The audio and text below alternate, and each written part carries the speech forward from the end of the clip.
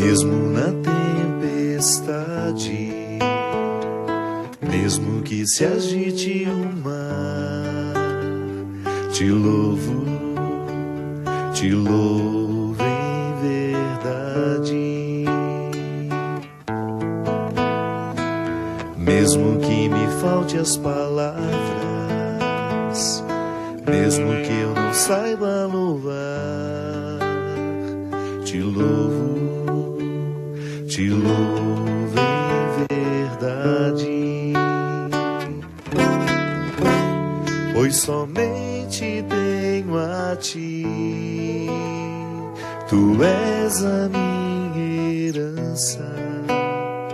Te louvo em verdade. Pois somente tenho a ti, tu és a minha herança. Te louvo em verdade.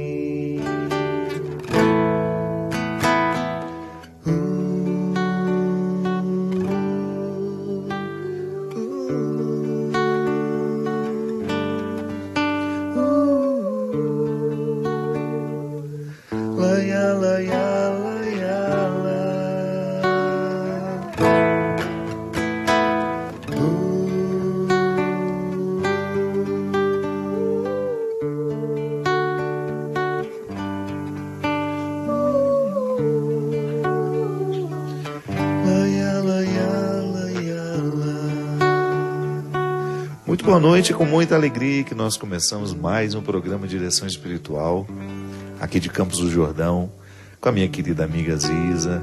Obrigado, minha filha, mais uma vez, pela sua temporada comigo, né?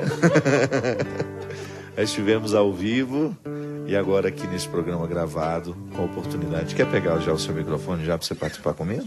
Eu quero. Isso. Na nossa Muito obrigado temporada. Pela música. Eu que agradeço. Cristian não chegou noite, de Mônaco gente. ainda. Em viagem de férias. Em viagem de férias. Você sabe que essa música me lembra muito um período de conversão muito forte na minha vida? Lá no comecinho? Foi. Eu me lembro que tinha mudado para Brusque naquela época. Foi em 1992, eu acho.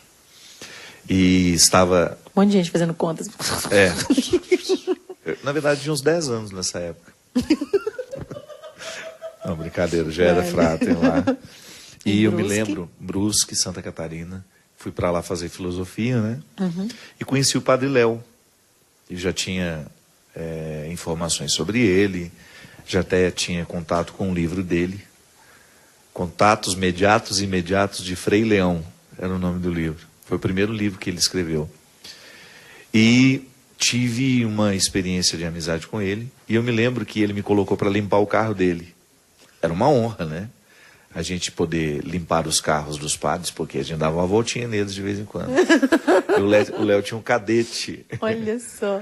E aí um dia eu fui lavar o carro dele, ele me chamava meu filho. Desde o início ele me chamava meu filho. Meu filho, escuta esse CD que eu acabei de ganhar. E eu não tinha muito conhecimento das músicas da Renovação Carismática, sabia da existência do Padre Jonas, que tinha, com ele a gente acordava quase que todos os dias no Postulantado.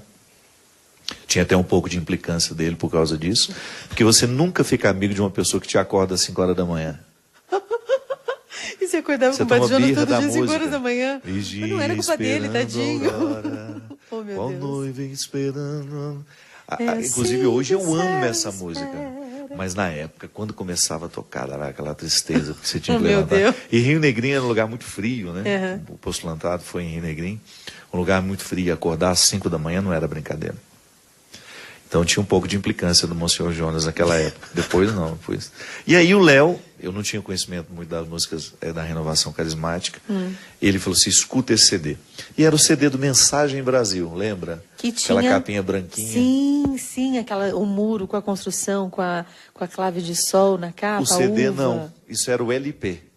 O CD era só escrito assim de um pink. Isso, mensagem todo Brasil. branquinho. Não, Mensagem 2000. Mensagem Nem 2000. Era Brasil ainda. Eu lembro. Depois mudou de nome, né? Foi. 2000 era longe ainda, né? 2000 era longe, era Mensagem 2000.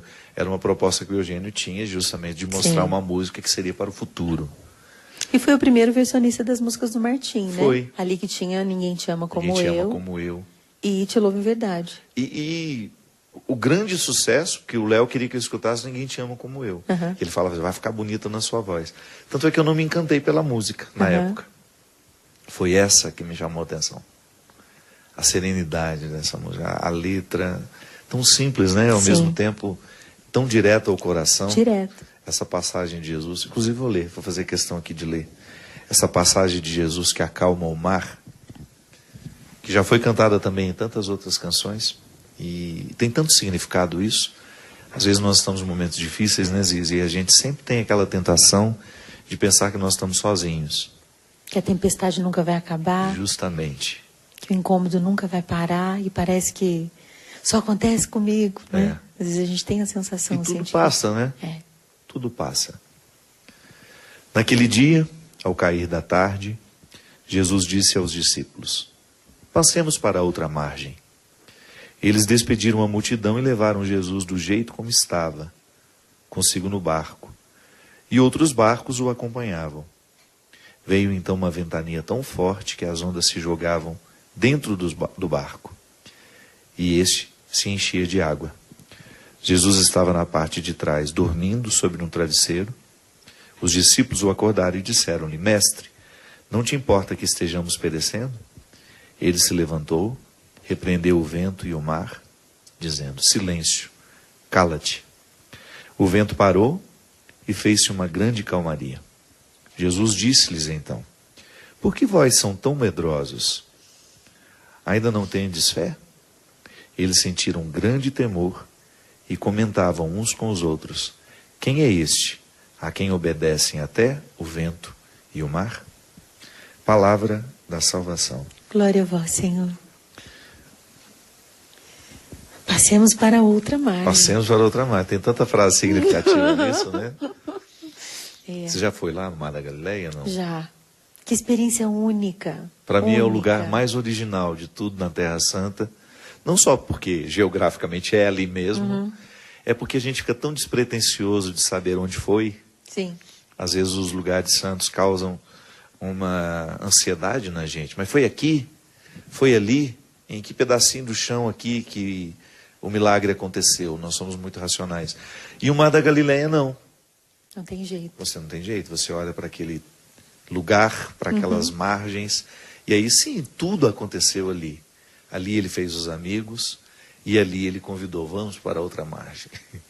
Eu me lembro, acho que a primeira vez que eu estive ali num barquinho, nessas réplicas que a gente tem a oportunidade de passear, eu me encolhi, não escolhi um cantinho do barco, estava um momento de oração no barco, eu escolhi um cantinho e ali acho que eu pensei na vida toda, no que está entregue, né? Porque quando a gente está ali no barco, a gente está entregue. E o convite, eu acho, da palavra que me chama mais atenção quando diz vamos para outra margem, é um convite de entrega. Um convite de lógico, que eu imagino, né, que os discípulos olharam para o céu e viram que ia chover. Eles viram que ia complicar a vida. Ia ser difícil entrar no barco ali ou atravessar exatamente naquela hora. E às vezes assim é a vida mesmo, né, de você ter que enfrentar e dar um passo de entrega, mesmo na hora da trovoada, mesmo sabendo que, meu Deus, vai ser difícil isso aqui, mas é meu. Mesmo, Ziza, porque eu sempre penso nisso. Nós fazemos a experiência de Cristo já mediada. Alguém viveu antes de nós, experimentaram, já nos contaram como é. Então nós já estamos diante de um Cristo em que a gente confia. Não, lá era imediata. A experiência deles era imediata. É um amigo chamando ir para outro lugar que parecia ser perigoso. Imagina que desconfiança que gerava. Nossa. Eu acho que eu desceria, eu não vou. Não, sensato como eu gosto de ser. Você deu uma olhadinha ali, como é que tá o céu? Você já deu. Eu acho que eu não acompanharia. Assim, pensando bem. Às vezes, aliás, isso para mim é uma causa de reflexão que eu sempre me pego fazendo. O Cristo que eu sigo, já mediado, será que eu seguiria de imediato? Você acha que seria mais desconfiado? Eu acho que eu não mais acreditaria resistente? nele. Não? Eu acho que eu acharia ele louco. Eu acho que eu faria parte daquele grupo que diria, esse homem é um louco. Eu acho que eu seria pela regra. Eu acho que eu seria pela lei. Mas a ternura dele é tão encantadora. Eu acho que se ele me olhasse, eu ia derreter. Ah, não, mas aí você já está fazendo a experiência do Cristo mediado, que passou por uma mediação e por uma interpretação. Se eu me colocasse lá naquele momento, eu acho que eu certamente tentaria não ir. Mas você sabe que iria porque a força ia ser muito Aí maior. sim, justamente. Eu acho que à medida que os discípulos foram fazendo a experiência desse olhar que você está dizendo, aí sim foi gerando confiança. Aí a experiência foi ficando confiança fecunda. é fruto de amor, justamente. Porque num primeiro momento, todo mundo deve ter achado Jesus louco. Sai andando pelas águas na madrugada. Gostando de quem geralmente ninguém gostava. Conversando com gente completamente Eu acho que eu chamaria e exclusa. daria um conselho para ele. Senhor, não dá para... Se o senhor quiser construir um grupo que daria possa um fazer... conselho pra ele, eu ótimo. seria conselheiro dele. E eu ia dizer para ele, esse grupinho que o senhor está escolhendo não vai tem dar em condições, nada, não não tem vai dar futuro. em nada. Não vai dar credibilidade nas mídias. Não há possibilidade dessa gente fazer sucesso. Porque, Ziza, eu, com toda honestidade, quando eu olho para essa experiência que eu fiz de Jesus, que é absolutamente arrebatadora, é para a vida inteira, eu posso até, sei lá, chegar à conclusão de que tenha errado no caminho em algumas coisas, na minha vida pessoal, nas minhas escolhas. Pode ser que eu tenha errado em muitas coisas e eu chegue à conclusão disso um dia. Mas eu nunca trabalho com a possibilidade que eu tenha errado com o cristianismo. Eu acredito mesmo no cristianismo Mas para onde como que um você conjunto olha de quando você valores tem essa humanos. certeza? Dentro de você, na experiência pessoal com o Cristo, para onde você olha para ter essa certeza? Porque às vezes tem um tanto de gente que duvida. Né? Justamente, mas a experiência do distanciamento histórico que eu fiz, dos acontecimentos para o dia de hoje, para tudo aquilo que eu vi o cristianismo fazer na vida das pessoas. Sabe, enquanto uma mentalidade que se estabelece, colocando aquela pessoa num prumo de vida muito satisfatório, realizador. Mas você acha que você está vendo o fruto? O verdadeiro cristão é de fato realizado como pessoa. Ah, sim. Porque ele tem um instrumental muito favorável a ele. Primeiro, passa no crivo diariamente toda e qualquer atitude. É uma pessoa que luta para ser consciente de suas atitudes. Isso é uma virtude formidável. Eu, quando penso na capacidade dele amar, assim, na capacidade de... O que só a presença, só o olhar... Meu Deus, é uma coisa que me choca. E pensar a capacidade de misericórdia, um olhar a amoroso capacidade será de amor. sempre arrebatador, né? E é um amor concreto. Mas ele você não atravessaria a margem com a tempestade sendo armada? Eu acho que talvez teria que ter tido história. Se eu tivesse tido um pouquinho de história, talvez sim. Mas não sei se eu não seria uma... Acho que eu sou atirada, eu admito. Eu acho que eu subiria, sim. Eu acho que eu não iria. Eu acho que eu subiria. Eu subiria porque ele ia me olhar, né? Ele ia me ver. Eu ia me sentir vista e pensar, ou pelo menos ter a experiência que atravessa talvez mais e acaba com a minha razão e ao mesmo tempo estrutura a minha razão de olhar. Eu estou do lado de Deus vivo. Olha, você que nos acompanha em casa pode achar que nós estamos loucos. Que sentido faz pensar se eu iria atravessar a margem ou não? Mas é muito bom, de vez em quando, a gente se colocar no Evangelho, mas não no agora. Esse Evangelho que você já escuta sabendo que Jesus é o seu Salvador, soa aos seus ouvidos muito natural. Mas coloque-se na cena. De vez em quando é interessante você deslocar daquilo que você sabe de Jesus para aquilo que eles estavam experimentando naquela época. Sim. Se você, por exemplo, estivesse na praça onde a prostituta foi pega em adultério, de que lado você ficaria naquele momento? Será que você teria a mesma sensibilidade que Jesus teve de enxergar naquela mulher um futuro que nem ela mesma podia ver? Ou será que você se colocaria no lado da justiça, dos legalistas que estavam prontos para apedrejá-la? É interessante, às vezes, a gente se colocar no passado para até mesmo saber se nós já estamos curados de ser quem somos. Se o cristianismo A gente já admitir, conseguiu né? nos curar. E da gente admitir nossos limites. Que é tão também, fácil né? ficar do lado do que apedreja, não é, Ziza? Sejamos honestos. É muito rápido, né? É muito rápido. Movimento. Às vezes a O gente movimento disfarça interior. bem, né? Não? A gente racionaliza, disfarça, mas essa capacidade de Jesus de nos ver além do momento presente de nós mesmos e de já nos ver melhorados, evoluídos, curados, isso é sensacional. Isso é maravilhoso. Isso é descansante, assim, meu Deus me vê como eu ainda serei. Então eu tenho jeito. Eu tenho jeito, eu tenho saída, eu tenho escolhas, eu posso melhorar. Não é um olhar que imagina, né? Não é um olhar que imagina, é um olhar que vê o que você é. Ele vê. Porque às vezes você é olhado pelo outro e você é imaginado. E às vezes o que o outro imaginou não diz respeito àquilo que você é. Mas o olhar de Deus para nós é um olhar que enxerga que de fato quem podemos ser. É interessante porque às vezes a gente precisa de um pouco de filosofia para entender isso. Eu já sou, mas ainda não sou. É o já e o ainda não. Essa tensão escatológica que também é antropológica na minha vida. Tudo aquilo que eu já sou me foi dado. Ou melhor, tudo aquilo que eu posso ser já me foi dado. É igual uma semente que condensa todas as possibilidades da árvore. Mas eu ainda não me tornei quem eu posso ser. Estou em processo de vir a ser. E é esse sair, ir de um lugar para o outro, que vai me dando a oportunidade de encontrar quem eu sou. Mudar de margem, Você imaginou, né? quantas coisas aconteceram no coração desses discípulos só porque eles foram para o outro lado da margem? Nossa. Eu acho genial quando não te importas que nós estejamos perecendo e ele não diz, ele não responde, eu me importo, fica calma, gosto tanto de você, te amo, vem cá, te dá um colinho. Não teve colo, teve ele se levantar e dizer, silêncio. E o silêncio não é só para o mar. Para todos, né? Todo mundo, cala a boca, gente. Isso é sensacional. E a gente, não sei, pelo menos em mim, assim, é sempre um convite corajoso, o silêncio. Ele é exigente e ele é um espelho, né? O silêncio é um espelho que a gente não tem fuga. Aliás, e na experiência da tempestade também, quando a vida está pesada para nós e algo está num movimento que parece nos ameaçar, o silêncio é o primeiro ponto para a melhoria. É o organizador. A gente precisa deixar calar, né, todas as vozes que não são a voz da verdade, né? São todas as impressões, todos os eu acho que é isso, eu acho que é aquilo, eu acho que é aquilo outro.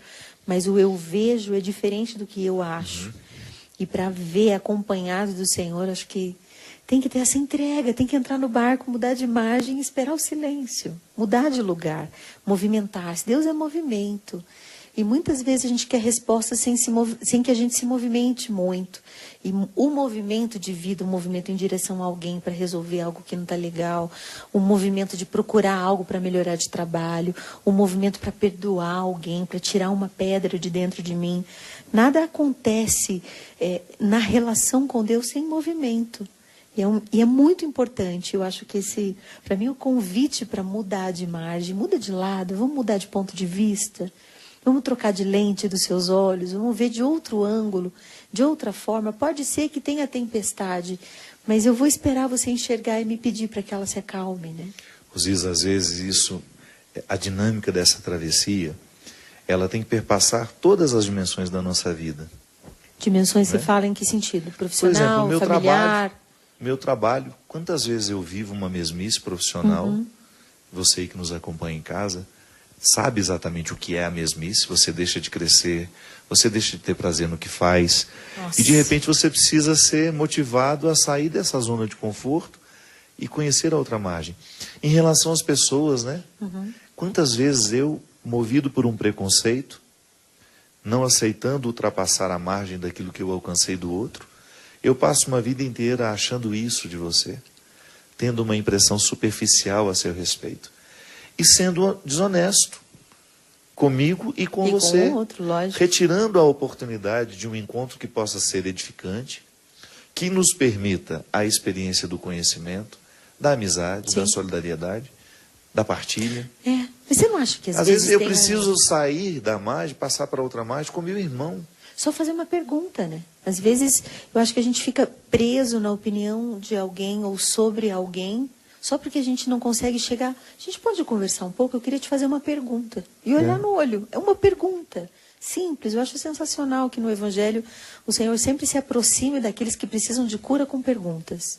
O que você quer que eu te faça? Que a pergunta funciona como uma chave, né? Ela abre Bem isso. o calabouço. É? Uma pergunta Medo, que eu te né? faço, às vezes você está mergulhada numa mesmice, eu te faço uma pergunta e de repente aquilo abre portas. Exatamente. Eu me lembro que meu pai tinha uma maneira muito simples de interrogar os meus irmãos. Não chegou a me interrogar porque eu era muito jovenzinho e graças a Deus, eu sempre fui um menino que, embora desse os trabalhos normais da vida, eu não era uma pessoa desordeira, eu não tinha vícios e não precisei trabalhar muito cedo. Ou melhor, já comecei a trabalhar muito cedo. Não vivi essas repreensões que às vezes meus irmãos viviam. E tem uma coisa, o meu pai costumava perguntar sempre assim: meu filho, o que você está fazendo da sua vida? Nunca me esqueço dessa pergunta. E de vez em quando eu me faço como se estivesse A voz o meu pai ressoasse, diante de né? mim ou dentro de mim, Sim. dizendo para mim: Sim. meu filho, o que você está fazendo da sua vida? O que você está escolhendo? E essa pergunta, ela funciona como uma chave que me faz chegar a lugares muito especiais. Que se eu não sou perguntado, eu não chego, Ziza. Precisa. A pergunta é Como o terapêutica. ser a humano, pergunta como é o ser humano se cura. adapta. Como o ser humano... Faz de tudo para não perguntar, Não. né? Tudo. A gente Ele dá se mil acomoda, voltas, ele disfarça, fica- inventa mil histórias, imagina. O imaginário é um perigo sem a luz da pergunta, a luz da verdade. O imaginário é muito perigoso. E quantas vezes, só pela nossa imaginação, a gente cria todo um argumento, cria toda uma situação com alguém que não tem nada de verdade, só porque a gente tem medo do confronto da verdade. O que a gente tem a perder de olhar no olho do outro e perguntar: o que foi? Acho que vão se levantar mil bichos, mas quando a gente tem dentro da gente uma disposição sincera, corajosa, mas desarmada internamente, a gente consegue desarmar o outro para receber a resposta verdadeira. Mas é muito importante, ainda essa semana eu tive uma conversa com uma pessoa muito querida para mim, muito importante, que estava muito sofrida, que estava num momento difícil, e ninguém chegava perto, porque ele estava um porco-espinho, estava espinhando todo mundo. Assim, e eu entendi que eu tinha que retirar todos os meus espinhos, baixar minha guarda, por dentro, secretamente, para perguntar para essa pessoa com todo o carinho do mundo: você está feliz aqui ou você quer ir embora? Fazer a pergunta honesta mesmo. Fundamental, né? Fundamental. E tesourar tudo que é dependente para que aquela pessoa, se ficasse, ela ficaria livre. Porque ela queria. Ela quis. Mas às vezes a gente não faz as perguntas porque a gente tem medo da tesoura da vida, né? Verdade. E aí a gente fica segurando com as artimanhas, com as discussões, com as confusões, porque criar discussão e briga também é jeito de segurar os outros, né? É um vínculo. E na verdade é tudo torto, não leva a lugar nenhum. E fazer perguntas é uma graça de Deus, porque é a chavinha da luz, o soquete de luz. Você aperta e acende. Você tem que estar disposto a sentir o ardor da luz. Mas é muito importante que a gente saiba que quando o Senhor quer fazer algo em nós, Ele espera que a gente tenha necessidade, mas Ele sempre vai perguntar para a gente: o que você quer de verdade? O que você quer? Se você está cego, Ele vai te perguntar: o que você quer? É Entende? o cego Bartimeu, né? Eu gosto tanto daquela É pergunta que maravilhoso. Jesus faz. Não, eu fico assim, que Jesus, parece óbvio, né? O que não, você é pergunta? óbvio. O que É você óbvio. quer que eu te faça? Mas é lindo, porque o Senhor não vê o limite. O Senhor não está preocupado com a cegueira. Ele vê além, ele vê quem Bartimeu já é no futuro. É o desamarrar-se daquele manto, né? O sair da beira da estrada. Há tantas situações que amarram Bartimeu e que são muito mais importantes que a cura da cegueira. Exatamente. Por isso que as perguntas são tão terapêuticas, tão libertadoras, porque a gente descobre que tem coisas mais importantes do que os nossos mimimis. Isso mesmo. As E nossas o mundo reclamações. muito mimizinho, muito mimizinho. É isso. Nós vamos para um rápido intervalo. A conversa está boa, não tá?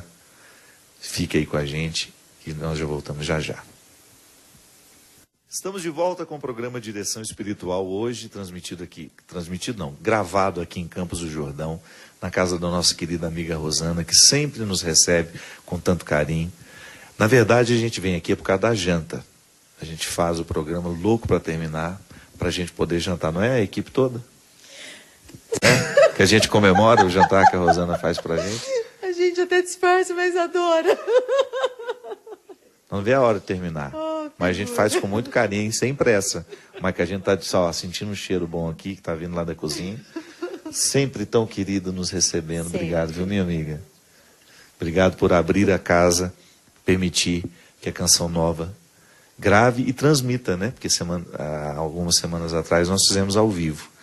Então gravamos para poder manter essa oportunidade de ter um programa também diferente, porque ela, na verdade, ela me ajuda, porque como eu já estou em Campos para fazer um trabalho, né, Zizinha? Você Ela é também maravilhosa, hoje, não, eu tô bairrosana aliviando. hoje. Tô bairrosana hoje. Tá, gente? Essa bota número é 40, ela não serve no pé das vezes. Para de graça. Se ela ficar em pé, ela vai navegar sobre o mar. Gente. O mar da Galileia. Não, brincadeira. Eu já tô na barca. Ficou só um númerozinho maior, mas tá linda. É, gente. Ela é mas, bonita. Ó, tô de coletinho, tô bairrosana mesmo, Tá gente. bem chique. Tô demais. Tá muito chique. Ô Ziza, me fala uma coisa. Quem foi a pessoa que mais lhe fez as perguntas fundamentais ao longo da sua vida? Acho que o processo terapêutico. Passar pela terapia me ajuda. Uhum. Lógico que foram sempre as situações da vida que me levaram até a terapia, mas a terapia, os estudos. Se a gente for pensar em relacionamentos, com certeza foram os meus grandes amigos. Judite, que sempre teve... Judite é uma mulher de pergunta, né? Muitas. E eu sempre digo que na nossa amizade eu sou o acelerador e ela é o HD. Uhum. Eu acelero e faço as coisas andarem. Ela lembra de tudo. E às vezes quando ela vê que eu vou dar na trave em alguma coisa, ela só me chama assim: ô Fernandes, você não lembra não, mas eu lembro, Fernandes, dessa besteira que você fez em tal ano, tal dia, com tal pessoa, que deu nisso, nisso e nisso. Estou achando que você não está devendo fazer isso. Você não deve fazer isso aí agora, não. Então, é muito engraçado, porque muitas vezes eu não lembro de mim mesma e ela me tem. Acho que me guarda no lugar sagrado. E agora a gente tem trabalhado muito junto na preparação do Humanitas para mulheres, um trabalho de formação humana que a gente tem feito para mulheres, e tem sido sensacional trabalhar com ela, porque tudo ela pergunta, tudo ela questiona. Ela é uma mulher que soube colocar a alma dela no lugar certo, mesmo no meio de profunda tempestade, mesmo no meio de profundo sofrimento, de muita, muita dificuldade na vida, em pé, digna. Ela é literalmente a mulher em pé diante da cruz, linda, com uma dignidade, e que sempre me provoca em direção à verdade. Eu acho que das minhas amigas todas, talvez a Judite seja mais incisiva e também de estabilidade de amizade. São quase 30 anos de amizade, né? Você sabe que isso para mim é tão claro que eu sou capaz de lembrar até a pergunta. Sério? Sim, que mudou minha vida. Com a oportunidade que eu tive de ter a minha história escrita, isso me ajudou muito a entrar em alguns quartos da minha vida que até então estavam esquecidos. Porque com a vida corrida que a gente leva, há sempre o risco de que pessoas, situações caiam no esquecimento. Sim, e que a gente se leve também num rolo compressor de atividade, né, e de distração, com certeza. E foi interessante porque quando fomos reconstruindo esses personagens e dando a eles a devida importância na minha história, e mesmo eu percebendo o quão importantes eles eram, eu fui reportado a um dia em que eu estava vivendo uma tristeza muito grande com o acontecimento da minha casa. Minha casa nunca foi um lugar muito fácil de se viver, embora nós nos amássemos muito, mas tínhamos muitos problemas. E eu fui reportado a um dia, lá em Formiga, na casa da Tia Ló, uma pessoa que teve uma importância muito grande na minha história. Ela é a senhora das perguntas? Ela era a mulher das perguntas, mas naquele dia ela me fez uma pergunta muito desconcertante. Eu tinha vontade de ir para o seminário, sempre manifestei isso desde criança, mas havia passado, estava trabalhando no carnaval, e eu me lembro direitinho dela falando assim: Fabinho, por que você não vai para o seminário? Aí Nossa, eu disse que assim, pergunta. Mudou minha vida aquela pergunta, porque eu disse assim: porque eu não acho que eu quero ser padre mais. Eu estou tão necessitado de trabalhar, de ajudar lá em casa. A senhora sabe como a vida lá é difícil financeiramente. Eu acho que eu sou um filho que eu posso ajudar. Ela me disse assim: só que não tem futuro isso não. Não tenha a ilusão de que você vai transformar a sua família. É a sua família que vai lhe transformar. e vai lhe transformar em algo que eu acho que não é muito bom. Tá todo mundo no mesmo ritmo lá, Fabinho. Por que você não vai para o seminário? E perguntou de novo. E nessa hora, eu tive coragem, assim, Ziza. Eu não sei onde... Olha que eu tinha uma agenda para cumprir, eu estava trabalhando, Sim. eu era responsável por um departamento lá na escola de samba que eu estava fazendo. E imediatamente eu disse para ela, então tá bom, eu vou. Mas você já tinha pensado antes Já. em ser padre? Fazia parte das minhas perspectivas. Só que a tia Ló viu eu me desprendendo disso. Por outros motivos Por que outros não tinham motivos. sentido. Ela me viu deixando a escola. E ela sempre muito sábia observando o remanso do rio. Ela não me estancou em nenhum momento. Eu, às vezes, ouvia conselhos dela. Não acho que está certo. Sempre assim. Não acho que você fez a melhor escolha, mas... E sempre muito respeitosa. Mas aquela pergunta mudou minha vida. Por que você não vai para o seminário? E uma outra pessoa que foi surpreendente também, Carla Carvalho, lá de Cachoeira Paulista, de Barra do Piraí. Carla Carvalho estava fazendo... O Ronald, o esposo dela, estava promovendo um show. Eu já estava no auge do reconhecimento público, Sim. fora dos muros da Igreja Católica, com o CD Vida, o mais vendido do país, e aquela história toda. E eu muito cheio de protocolos, ninguém chegava muito perto de mim. Eu me lembro que a Carla, muito simples, fez o contato no escritório, eles contrataram o show, e ele falou assim, e ela disse assim, nós podemos buscar o padre, se ele quiser. Aí tudo eu já achava que era a pessoa querendo se aproximar de mim. Eu tinha perdido aquela sensibilidade de notar que nem todo mundo estava interessado na minha fama. Que Tinha alguém olhando para o ser humano, né? E isso foi um caminho muito difícil. Ser famoso é muito difícil porque nem sempre você diferencia quem de fato lhe quer bem de quem só quer você no Instagram dela. Ou uma selfie, né? Como uma praça pública de quem você se aproxima, faz uma foto e vai embora, ou então só o prazer de dizer que você é amiga daquela pessoa. E quando eu fui, com muita resistência, eu fui aceitando o que ela estava propondo, sem ter visto o rosto dela. E eu confiei na palavra da Mônica, que é a minha assessora.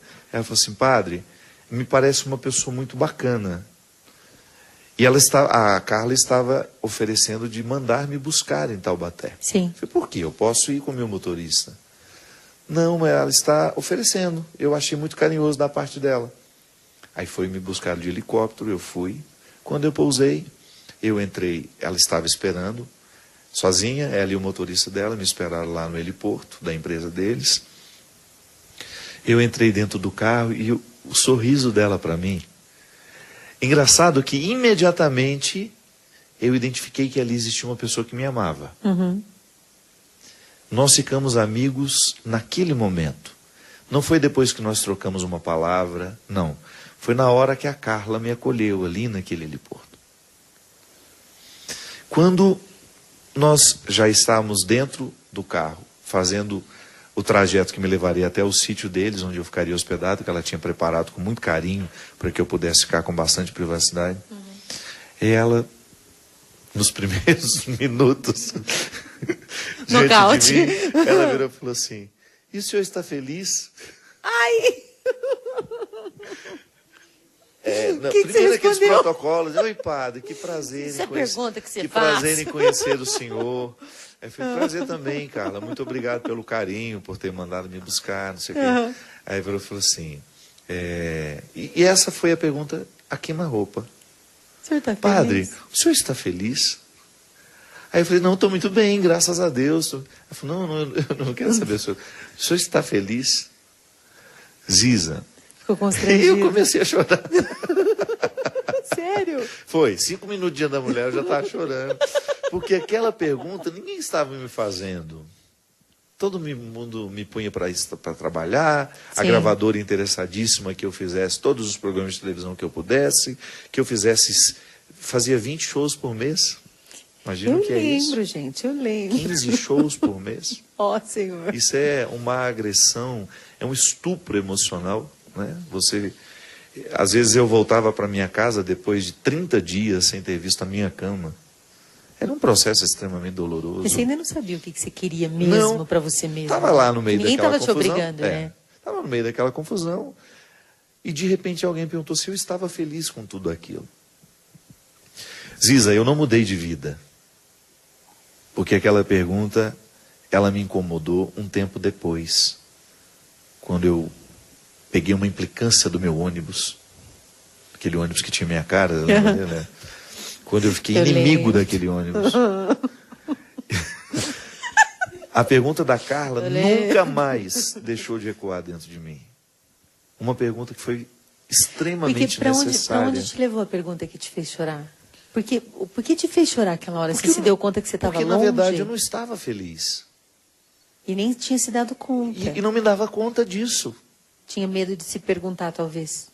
Porque talvez seja, assim, uma pessoa que olhasse para a minha vida e falasse, nossa, eu queria tanto a vida do padre Fábio. Então eu não tinha nem direito de não estar gostando da vida. Como muitos outros padres quiseram a minha vida. Como muitos outros padres quiseram o meu lugar. E, naquele momento, alguém me desconstruía com a pergunta mais simples. Como ser humano. E é a que todo mundo deveria se fazer. Sobretudo no auge dos acontecimentos. Agora, tem gente que pode entender que se estar feliz é estar tudo bem. É bom a gente... Assim, o que é estar feliz? Naquele momento eu identifiquei que era, você está confortável com a vida que você está vivendo? Você está reconciliado com as suas escolhas? Porque a felicidade não é um sentimento que nos ocorre. A felicidade é um comprometimento, é realização. Eu gosto mais da palavra realização. O estar realizado é você conjugar dificuldades, facilidades, e você se ajeitar com tudo isso. O Viktor Frankl fala muito isso, que o ser realizado é o ser que é comprometido consigo mesmo. E comprometido consigo mesmo paga o preço que for preciso de esforço próprio e pessoal em nome do que ele ama. Por isso que a logoterapia te leva ao sentido da sua vida. E o estar feliz você está vivendo o sentido mesmo da sua vida? Está respondendo à sua vida segundo sua consciência mesmo? Ou é uma pergunta difícil. Eu fico desconfortabilíssima quando alguém me pergunta, está feliz? Eu sempre penso, não tem uma outra coisa para me perguntar, não, gente. É muito comprometedora, porque ela é afrontosa. Né? Sim. Você não tem como você mentir. Porque uma coisa é você dizer, eu não estou bem. Isso não é comprometedor. E a gente diz isso com facilidade. Se alguém me pergunta, você está bem? Não, estou meio cansado, estou trabalhando muito. Agora, quando alguém me pergunta, você é feliz? Isso me desnuda. Porque coloca todas as minhas escolhas numa vitrine. Em xeque, tudo que às vezes eu quero proteger. Você é feliz? Que mulher audaciosa. Que me amou com tanta rapidez. Que me amou com tanta rapidez e que me fez sentir-me amado a ponto de não me sentir afrontado com a pergunta. Porque se talvez a Mônica dissesse para mim assim, olha, uma mulher vai lhe buscar aí na sua casa. E vai te perguntar. E a primeira pergunta que ela vai lhe fazer é se você é feliz. Eu não ia querer nem fazer esse show, porque eu ia falar, que mulher, o que é isso? Isso só se faz quando você tem intimidade. E olha lá. E olha lá. Porque é comprometedor perguntar. Sobretudo né? eu que preservo tanto. Eu tenho tanto constrangimento de fazer uma pergunta que possa ser invasiva. Eu não gosto de ser invadido. Eu não gosto de pessoas que acham que são minhas amigas. Eu não gosto de pessoas que se acham íntimas sem serem. Isso me afasta mais do que aproxima. Mas é a história da pergunta ainda assim, que a gente precisa às vezes ter coragem de dizer, ou dizer para o outro assim, até onde você acha que você pode chegar sem eu te dar a permissão? Justamente. Mas aquela pergunta me foi colocada numa situação que depois repercutiu ao longo da minha vida. O Espírito Santo, gente, que coisa boa. boa. É que se tem uma pessoa que eu gosto de estar por perto, de rir com ela, porque a Carla se tornou uma pessoa que eu não encontro regularmente, porque nós temos vidas muito diferentes, ela tem muitas demandas também. Mas toda vez que eu estou ao lado daquela criatura, eu me sinto protegido, eu me sinto amado. E eu me sinto sem necessidade. Né? Eu me sinto sem necessidade de falsear. Olha que joia. De dizer o que eu não tenho para dizer. Não. ou lá para casa dela, é um Mas é despojamento. como se o olhar dela não tivesse curva nenhuma. Vai direto ao que precisa ser olhado no ser humano. Que bom seria se a gente convivesse sempre com pessoas que nos olhassem assim. Que seria um desnudar sempre. Eu acho que esse é o olhar constrangedor de Jesus. E o que você quer que eu te faça mesmo? De verdade, o que você quer mesmo? Mais que tudo. O que é mais importante? Essa pergunta para mim é sensacional do Evangelho. O que você quer que eu te faça, Ziza Fernandes? E o que você precisa que eu faça para que você seja mesmo feliz? São perguntas estruturantes e que tiram todo o disfarce da nossa frente. Assim. E bendita Carla. Se a gente não... bendita Carla, bendita Tia Ló. E tantas outras pessoas que passam pela nossa vida com as perguntas que nós precisamos receber. Porque o aprendizado, ele é fruto da pergunta. Por isso que você não pode inibir uma criança em perguntar. Porque senão você naturalmente está inibindo a capacidade que ela tem de crescer, de descobrir. Então, toda pergunta é inaugural. E é livre. Eu acho que a gente sempre finca a bandeira na liberdade quando a gente pergunta. Porque a gente está dizendo, pode ser que não seja como estava, eu estou disposta. Pode dizer, vamos conversar? É uma inauguração sempre uma pergunta. É sempre abrir um terreno, é sempre aplanar aquele mato que existe entre. Se aplana o caminho nas perguntas. O diálogo ele é uma arma poderosíssima do bem, da verdade, da consciência mais profunda que tem no ser humano. Quantos casais se disfarçam? Eu nunca vou me esquecer de um casal, um amigo meu de São José, não vou dizer quem, você conhece, mas não vou dizer quem, que ele passou a vida toda de bigode. E ela a vida toda odiando o bigode. Mas ele nunca quis tirar o bigode porque achava que ela gostava de bigode. E ela nunca disse para ele que odiava bigode. Ou seja, o que fazia aquele bigode, né? Gente? Faltou a pergunta mais simples num casal. Eu fico assim, você fica feliz assim, eu também ou não? Você gosta do meu jeito, né? São coisas que nos comprometem porque a gente tem medo de ou não então, ser amado, uma coisa né? que eu acho que é fundamental, né? Já que uma vez que se casa, porque ninguém é obrigado a se casar. Se você tem um gênio difícil e não quer mudar, então não casa, não vai ter filho. Você tem o direito também. Foi por isso que você não casou para ninguém te fazer pergunta. É a nossa música, né, Tânia? Não me casei porque eu estou sempre indo embora. Sabe a Maria Marta que eu lhe mostrei? É a dela. cantora, ela tem uma música que ela fala: não me casei porque eu estou sempre indo embora. Oh, meu Deus. Eu acho isso lindo. Quem está sempre em travessia, quem está sempre indo embora, quem só pega o que está na frente aqui e já pode ir. Essa liberdade me fascina. Eu acho que mesmo se eu não fosse padre, eu acho que eu não me casaria. Porque já faz parte da minha constituição humana. Mas casou-se, você tem naturalmente uma necessidade de perguntar o que do meu jeito de ser lhe incomoda. Já começou a pergunta, né? Já começou como pergunta, se aceito ou se não aceito. É um trato de lhe perguntas incomoda eternas. O que no meu jeito de ser? Porque talvez será uma correção que vai me fazer bem. Não é só para lhe agradar. Ou só para conhecer o outro, viver o constrangimento de, nossa, eu não sou quem eu pensava que era para você. Então eu devo ser mais, porque você me aguentou até agora, Justamente, né? Prazer. Sim. Muito prazer. Não sou o que você esperava, mas sou o que você descobriu. Sim. E isso é fantástico. Isso é fantástico. É dar ao outro a oportunidade de crescer, porque uma pergunta lhe foi feita. Então é por isso que nós não podemos viver uma religião sem questionamentos, relacionamentos que não passem pelo crivo das perguntas. A própria experiência do sentimento, que eu aprendi muito com você, nem tudo que nos ocorre, que a gente sente é verdade. É verdade, exatamente. Tem de passar pela pergunta. Foi isso mesmo que ele me disse? Foi isso mesmo que ele quis me provocar? Recontar sempre a nossa própria história para a gente mesmo, né? Sempre fazer perguntas corajosas. Nas perguntas a gente desarma bombas que a gente coloca para a gente mesmo. É porque nós somos os prejudicados. Nós somos os grandes prejudicados nas nossas teimosias. Não só, claro, repercute no outro, repercute. Mas eu, quando sou teimoso, quando eu sou cabeça dura, eu estou retirando a possibilidade de viver a minha harmonia pessoal. Eu acho que é isso que faz a pergunta, destrói a barreira ou a defesa do teimoso, né? Porque a teimosia nada mais é do que um medo com umas camadas de roupa por cima, né? A teimosia, eu sou teimoso, porque no fundo, se eu soltar, o que vai me acontecer? Eu tenho medo de perder o quê? O que me ocorre? que sobra. Né? Por isso que a pobreza é tão desafiadora, né? Felizes os pobres de espírito. Porque verão a Deus. Felizes os pobres, os desarmados, os tranquilos, os simples.